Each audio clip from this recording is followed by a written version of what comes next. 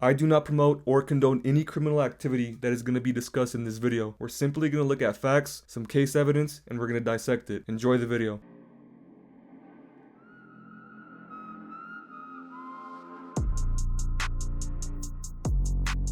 Bank of America in North Hollywood, the takedown robbery at 9 a.m. in full body armor, commando-style dress. Loaded guns and money bags are two ways to describe the golden era of bank robbery. In 1991, there were 9,388 bank robberies committed in the United States. Just 1 year later in Los Angeles County, 2,641 banks were robbed. At the time, Los Angeles was the bank robbery capital of the world. City banks were loaded with cash, had minimal security, and police response time averaged at 12 minutes. Heavily armed gunmen would rob vulnerable branches with brute force, clearing hundreds of thousands of dollars before police could respond in time.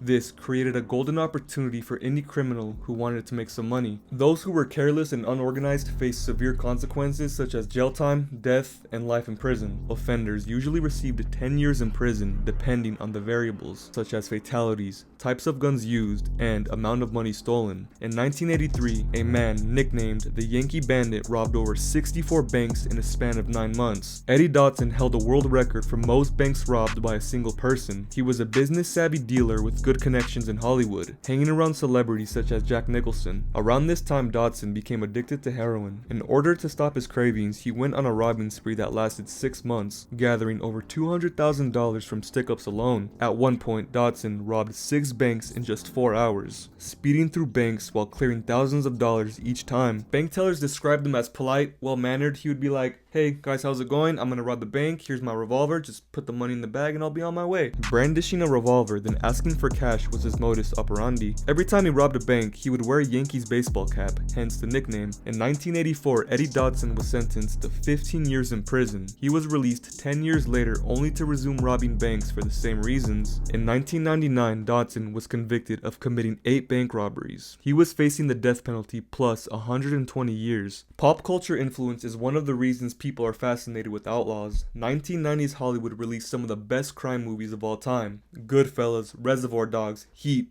These movies literally fueled the fire to bank robbery. These movies depicted life as an outlaw in modern society, highlighting the complexities of living life on the other side. Becoming immersed in a crime film is like watching a piece of art unfold. Every twist and turn evokes powerful emotion, while lively characters deliver brilliant performances. These films don't glamorize criminal activity, they combine good storytelling with shocking imagery to create a masterpiece, showing audiences the good, the bad, and the ugly. Heat was a dramatized story about cops versus outlaws. A team of bank robbers crossed the line after killing 3 security guards during a heist gone wrong. The entire movie is about bank robbers trying to pull off a massive heist while evading authorities. A guns-blazing crime movie with themes such as duality, love, and justice. When this movie was released, police said the movie was unrealistic, claiming bank robbers would never show up this heavily armed.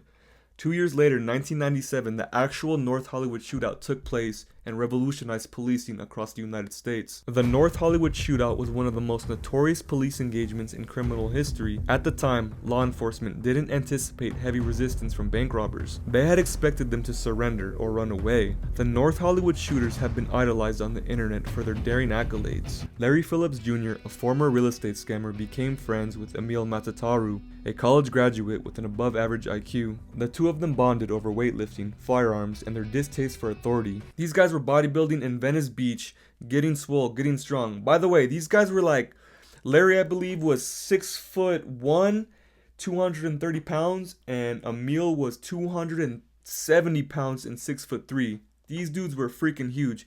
Add that with the fact they had 40 pounds of body armor during the North Hollywood Shootout. Bodybuilders that turned into bank robbers, essentially. They began gathering an arsenal of weapons while planning a series of robberies. On July 20th of 1993 in Littleton, Colorado, Larry and Emil hit their first armored truck without any casualties. A few months later in October, they were arrested for conspiracy to commit robbery along with the other list of charges. Police had pulled them over after speeding down a busy road while driving a rental vehicle. Police asked Phillips for his license, to which he responded, "It's at my house." Matazaranu claimed claimed the car belonged to Larry's mom, but police already knew it was a rental. Both of them were carrying a 9mm pistol which police had confiscated. Police also found a Polytech semi-automatic rifle with a foldable stock attachment, a Norinco Mag 90 semi-automatic rifle, along with 1,649 rounds of 7.62 ammo loaded into 30-round magazines and 3 Chinese-made 75-round drum magazines. My goodness, these dudes had an armory. It gets worse. 2 45 caliber pistols,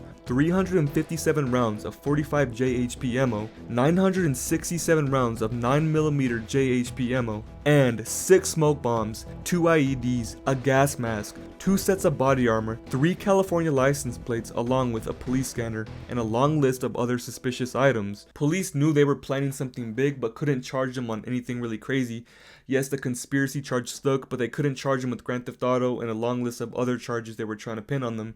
So not even a year later, like 3 months later, they were released and received 36 days of probation. It was speculated that the pair were headed to a safe house where they intended to store their arsenal of weapons. In summer of 1995, Phillips and Matazzaranu robbed an armored truck by shooting down the vehicle's back door, killing 2 security guards in the process. 1 year later, in March of 1996, they hit another armored vehicle, except this time the driver got away. Approximately 2 months later, they upgraded to bank robbery, robbing a Bank of America using automatic weapons to intimidate bank tellers. In less than 8 minutes, they robbed over $700,000 in cold hard cash. The two of them had no plans of slowing down, becoming professional bank robbers after hitting their first payload.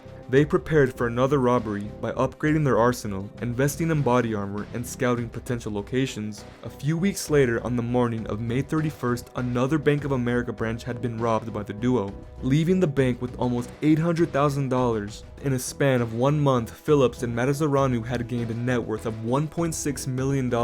Investigators called them the High Incident Bandits. FBI agents were actively looking for any information that would lead to their arrest. Police were now staking out random banks in the Los Angeles area, waiting for their next move.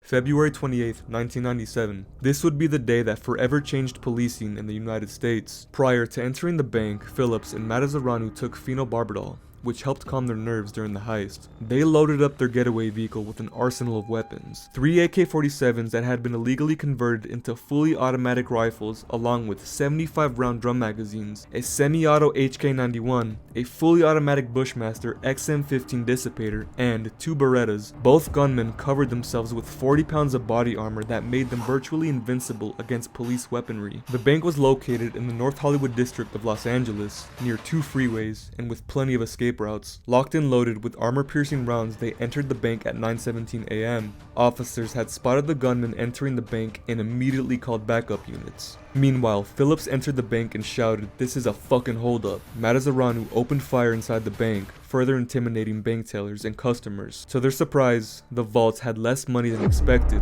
Matazzaranu was so pissed off he emptied his 75-round drum magazine into the bank vault. They stole over $300,000, which was far less money than their previous bank heist. Police blocked the surrounding streets and called in air support. Phillips exited the bank at 9:24 a.m., only to realize they were surrounded. He opened fire at police, tearing through vehicles while spraying at anything that moved. Officers scrambled to cover, trying to avoid gunfire. Nearby civilians hit the floor as bullets flew past them. Phillips was clearing his weapon before opening fire at police helicopters, forcing them to fly at a safer altitude. Police couldn't penetrate their body armor, leaving them defenseless against 2 heavily armed gunmen. Phillips and Matazzaranu were trying to clear a path so they could escape authorities. During the commotion, 3 dye packs exploded with red ink, destroying most of the money they had stolen. Several officers were pinned by gunfire while trying to rescue civilians that were caught in the crossfire. In total, 12 police officers and 8 civilians were injured during the 44-minute shootout. Police didn't have the necessary equipment to combat heavily armed suspects. A squad of police officers went to a nearby gun store for more firepower, upgrading to higher caliber weapons that could penetrate body armor. The gunmen continued exchanging gunfire with police. The entire incident was captured by local news stations trying to record footage. One news reporter even put himself in the line line of fire to get a good story. Bullets were ripping through buildings, cars, and windows.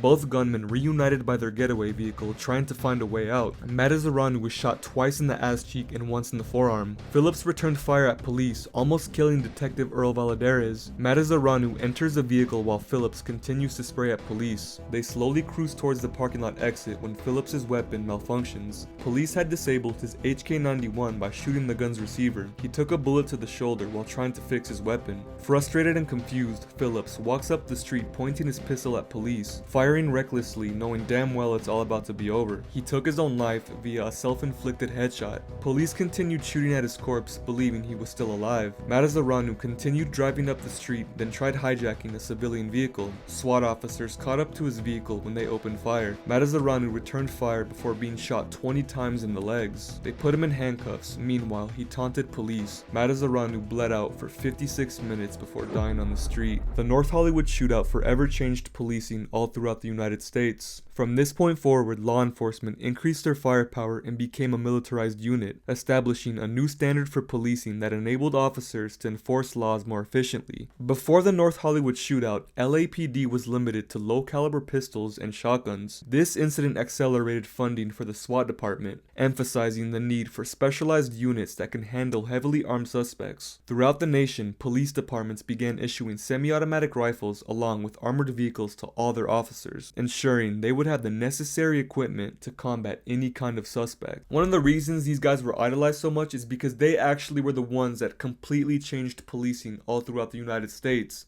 It gave everyone a wake-up call that, oh shit, these guys actually wanted to do something dangerous. Robbing a bank for money is never okay, but I can see how someone will call it a victimless crime.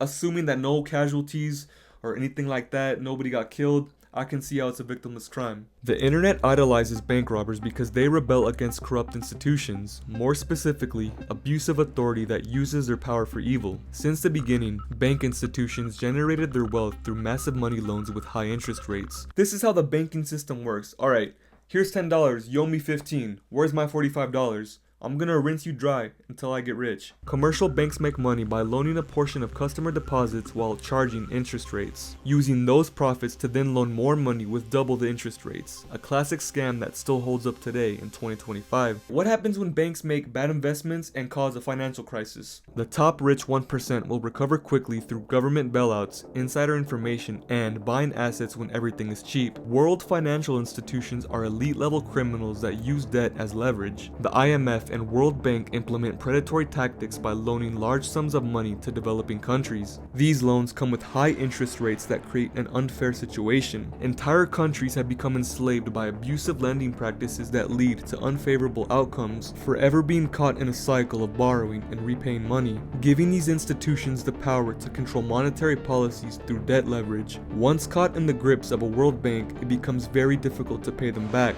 In fact, world financial institutions become very wealthy in times of war and economic crisis, making billions of dollars while entire economies are destroyed, funding war efforts to profit from government loans, arms financing, controlling resources, and providing predatory loans to developing countries, pulling the strings while remaining in the shadows. When a bank gets robbed, nobody is feeling sorry for them.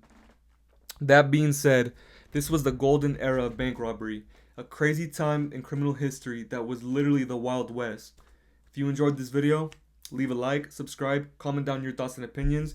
I want to know what you think about this. Do you think it was crazy that people with a gun could literally go into a bank and just demand money without any serious excessive force? Let me know your thoughts and opinions on the golden era of bank robbery. Could you have pulled it off?